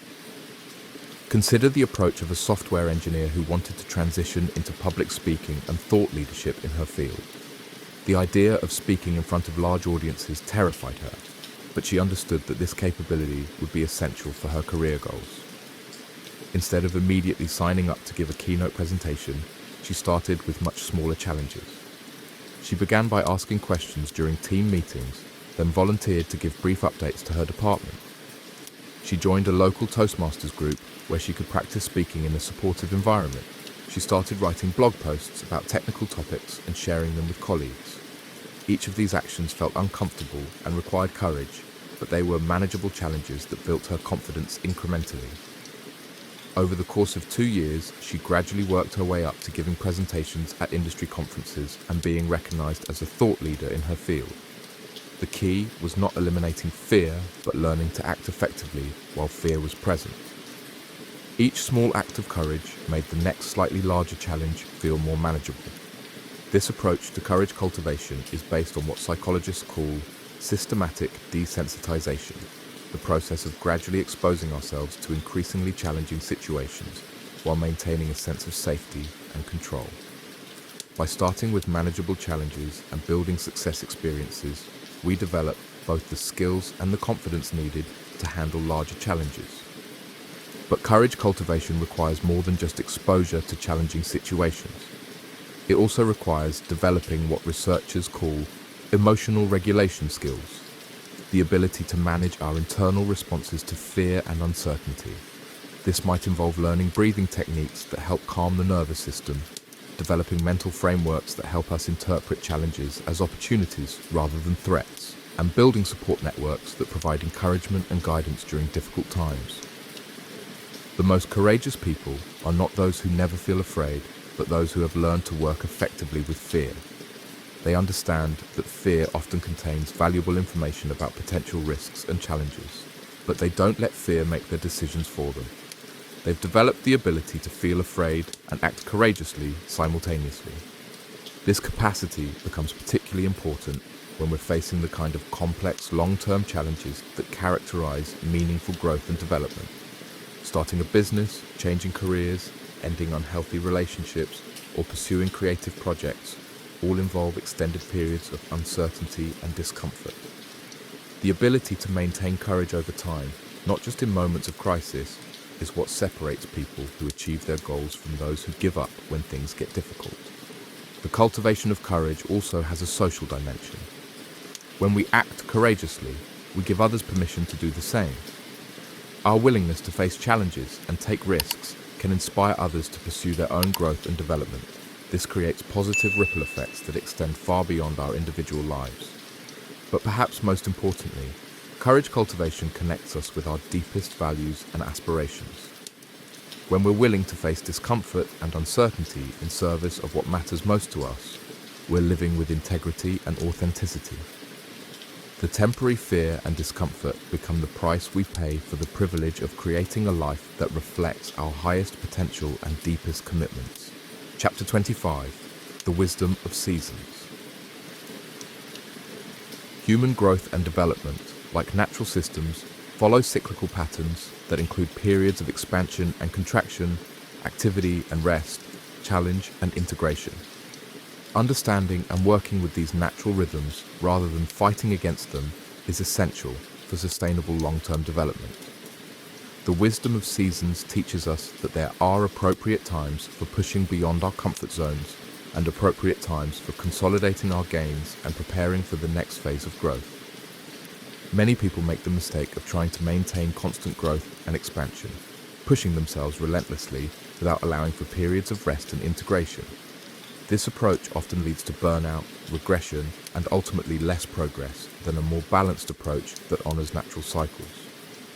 Just as plants need winter dormancy to prepare for spring growth, humans need periods of relative stability to process and integrate new experiences and capabilities. The seasonal approach to growth recognizes 4 distinct phases that mirror the natural seasons. Spring represents periods of new beginnings, exploration, and initial growth. This is when we're most open to new experiences, willing to take risks, and excited about possibilities. Summer represents periods of intense activity, rapid development, and maximum effort. This is when we're pushing hardest against our limitations and making the most dramatic progress. Autumn represents periods of harvest and consolidation, when we're integrating what we've learned and stabilizing our gains. This is when we're focused more on applying and refining our capabilities rather than developing entirely new ones. Winter represents periods of rest, reflection, and preparation for the next cycle of growth. This is when we're processing our experiences, planning for the future, and building the foundation for the next phase of development. Consider the experience of an entrepreneur who spent 2 years building her first business. The spring phase involved exploring different business ideas, conducting market research, and developing initial prototypes. The summer phase involved intense work to launch the business, acquire customers, and establish operations. The autumn phase involved refining systems, building sustainable processes, and consolidating the lessons learned. The winter phase involved stepping back to reflect on the experience, plan for future ventures, and restore her energy and motivation. Understanding these natural cycles helped her avoid the common mistake of trying to maintain summer-level intensity year-round. She learned to recognize when she was in each phase and adjust her expectations and activities accordingly. This approach enabled her to sustain high performance over multiple business cycles rather than burning out after a single intense effort. The wisdom of seasons also applies to specific skill development and learning projects. When we're learning a new language, developing a creative skill, or building physical fitness, we naturally go through periods of rapid progress and periods of apparent stagnation. Understanding that these plateaus are normal and necessary parts of the learning process helps us maintain motivation and persistence during challenging times. But here's what makes the seasonal approach so powerful. It helps us optimize our efforts by aligning them with our natural energy and motivation cycles. Instead of fighting against our internal rhythms, we learn to work with them. We push hardest when we have the most energy and motivation, and we focus on integration and preparation when our energy is lower.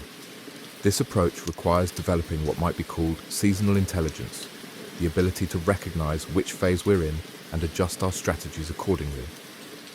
During spring phases, we might focus on exploration and experimentation. During summer phases, we might commit to intensive practice and skill development.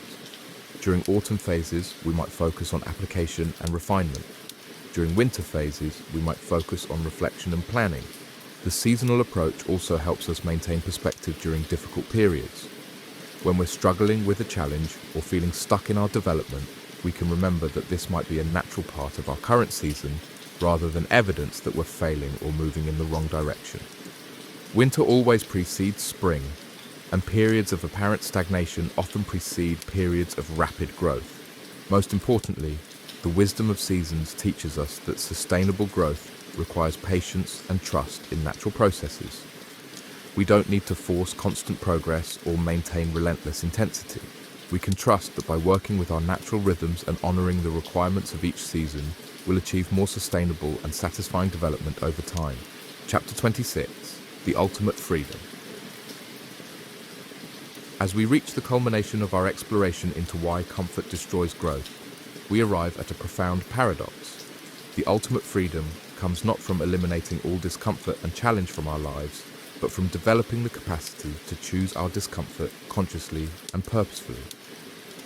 When we understand that growth requires discomfort, and when we develop the skills to navigate uncertainty and challenge effectively, we gain the freedom to pursue any goal, create any life, and contribute to any cause that matters to us.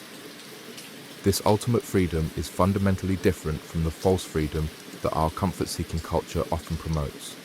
The false freedom promises that we can have everything we want without sacrifice, achieve success without struggle, and find fulfillment without facing our fears. This promise is not only unrealistic, but actually leads to a form of imprisonment, where we become increasingly dependent on external circumstances for our sense of well-being and increasingly limited in what we believe we can achieve. True freedom emerges when we realize that we can handle whatever challenges life presents, that we can learn whatever skills we need to learn, and that we can adapt to whatever changes occur in our environment.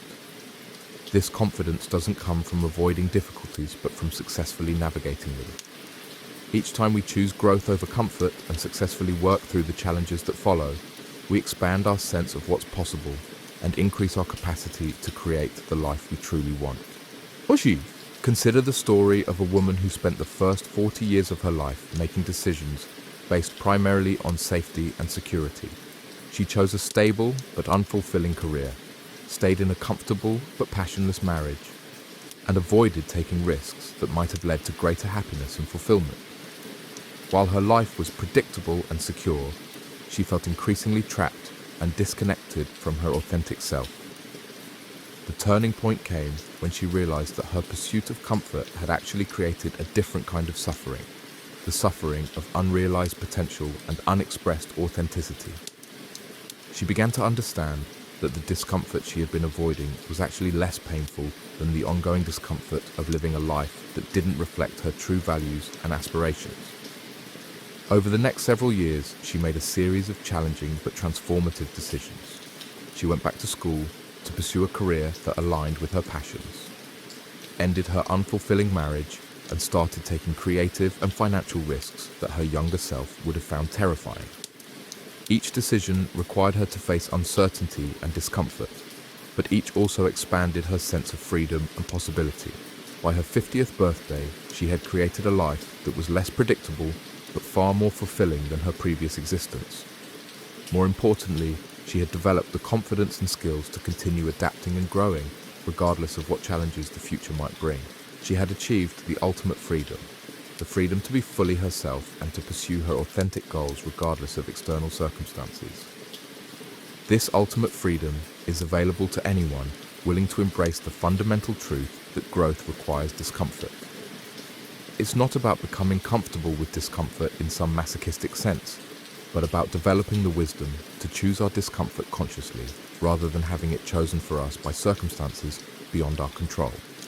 When we avoid the discomfort of growth, we don't eliminate discomfort from our lives.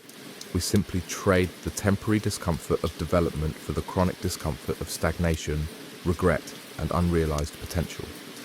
When we embrace the discomfort of growth, we gain access to experiences, capabilities, and contributions that would otherwise remain forever beyond our reach.